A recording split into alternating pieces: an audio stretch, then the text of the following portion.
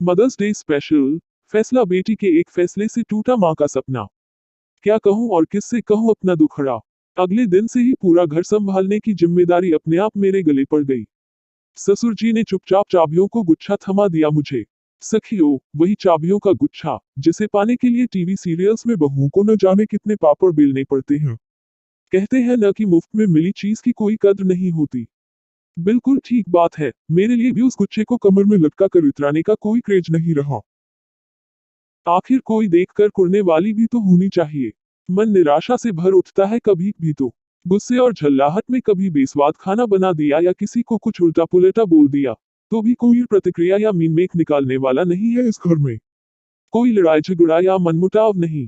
अब आप सब सोचो, किसी भी खेल को खेलने में मजा तो तब आता है जब खेल में द्वंद्वी और प्रतिद्वंद्वी दोनों बराबरी के भागीदार हों। एक तरफा प्रयास किस काम का। अब तो लगने लगा है लाइफ में कोई चुनौती नहीं रही, बस बोरियत ही बोरियत। एक बार मोहल्ले की किसी महान नारी को यह कहते सुना था कि टीवी में सास बहू धारावाहिक देखने का अलग ही आकर्षण है। सास बहू के नित्य नए दांव पेच देखना, सीखना और एक दूसरे पर व्यवहार में लाना सचमुच जिंदगी में रोमांच भर देता है। उनकी बातों से प्रभावित होकर मैंने भी सास बहू वाला धारावाहिक देखना शुरू कर दिया। साजिश का एक से बढ़कर एक आइडिया देखकर जोश से भर उठी मैं, पर हायरी मेरी किस्मत, आजमाइश करूं तो किस पर। बहुत गुस्सा आया अपने आप पर। अपनी दादी की बात याद आने लगी मुझे।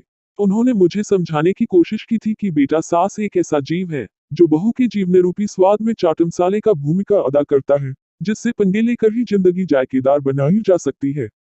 काश उस समय दादी की बात मान ली होती तो मजबूरन दिल को यह न गाना पड़ता, न कोई उमंग है, न कोई तरंग है, मेरी जिंदगी है क्या सासू बिना बेरंग है। मायके जाने का भी दिल नहीं करता अब तो। क्या जाऊं, वहां बैठकर बहनें मम्मी से जहां अपनी अपनी सास का बखान करती रहती हैं, मुझे मजबूरन मूक श्रोता बनकर सबकी बातें सुननी पड़ती हैं। बड़ी दीदी बता रही थी कि कैसे उनकी सास ने एक दिन चाय में कम चीनी डालने पर टोका, तो दूसरे दिन से किस तरह उनकी चाय में डबल चीनी मिलाकर उन्होंने उनका शुगर लेवल बढ़ा दिया। लो, अब पीते रहो बिना चीनी की चाय जिंदगी भर। मूवी देखने की शौकीन दूसरी बहन ने कहा कि मैंने तो अपनी सास को सिनेमाघर में मूवी देखने का चस्का लगा दिया है। ससुर जी तो जाते नहीं हैं, तो एहसान जताते हुए मुझे ही उनके साथ जाना पड़ता है मूवी देखने। फिर बदले में उस दिन रात को खाना सासू अम्मा ही बनाती सबके लिए, तथा ससुर जी बच्चों का होमवर्क करवाते हैं। यह सब सुनकर मन में एक टीसी उठती कि काश ऐसा सुनहरा मौका मुझे भी मिला होता। अब कल की ही बात है। मैं किट्टी पार्टी में गई थी। सारी सहेलियां गपशप में व्यस्त थीं। बात फिल्म, फैशन, स्टाइल से शुरू होकर अंततः पति, बच्चों और सास पर अटकी। 4 वर्षीय बेटे की मां मीनल ने कहा, भाई मैंने तो मम्मी जी सास से एक्सचेंज कर लिया है बेटों का। अब उनके बेटे को मैं संभालती हूँ और मेरे बेटे को मम्मी जी। सुनकर कुड़ गई मैं। सुमिता ने मेरी तरफ तिरछी नजर से देखते हुए मुझे सुनाते हुए कहा, सुबह पति और ससुर जी के सामने मैं अपनी सास को अदरक और दूध वाली अच्छी चाय बनाकर दे देती हूँ, फिर उनके ऑफिस जाने के बाद से घर के कई छिटपुट कार्य जैसे सब्जी काटना, आटा गूंदना, चटनी बनाना, बच्चों को संभालने में दिन भर इतना व्यस्त रखती हूँ कि उन्हें फुर्सत ही नहीं मिलती कि मुझ में कमी निकाल सके।